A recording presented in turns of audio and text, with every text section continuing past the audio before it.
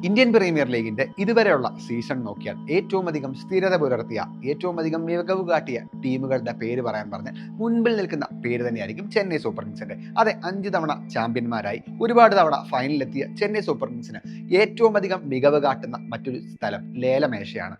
Senior ആയിട്ടുള്ള, വളരെ experienced ആയിട്ടുള്ള താരങ്ങളെ തങ്ങളുടെ ടീമിൽ ഒപ്പം കൂട്ടി അവരെ വർഷങ്ങളായി നിലനിർത്തി പോകുന്ന ഒരു ശൈലിയാണ് ചെന്നൈ സൂപ്പർ കിങ്സിന് സാധാരണ സ്വീകരിക്കാറ്. ലേലത്തിൽ അവർക്ക് സാധാരണ അങ്ങനെ തെറ്റുകളൊന്നും പറ്റാറില്ല.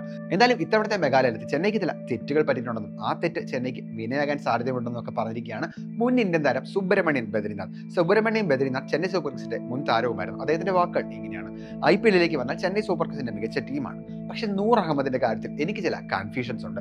10 കോടി രൂപയ്ക്കാണ് ചെന്നൈ സൂപ്പർ കിങ്സ് അവനെ ടീമിൽ എടുത്തിരിക്കുന്നത്. അതിനൊത്ത പ്രകടനം കാഴ്ചവെക്കാൻ അവന് സാധിക്കുമോ എന്നുള്ള കാര്യത്തിലാണ് എന്റെ കൺഫ്യൂഷൻ. കാരണം അവനിപ്പോൾ മോശം ഫോമിലൂടെയാണ് കടന്നു പോകുന്നത്. 10 കോടി രൂപയ്ക്കുള്ള വകുപ്പ് അവനുണ്ടോ? അതാണ് ചോദ്യം. ചെന്നൈ സൂപ്പർ കിങ്സിന് സാധാരണ തെറ്റ് പറ്റാറുള്ളതല്ല, പക്ഷെ നൂറിന്റെ കാര്യത്തിൽ തെറ്റുപറ്റി എന്നുള്ളതാണ് എന്റെ വിശ്വാസം. അതാണ് സുബ്രഹ്മണ്യൻ ബദ്രീനാഥ് പറഞ്ഞ വാക്കുകൾ.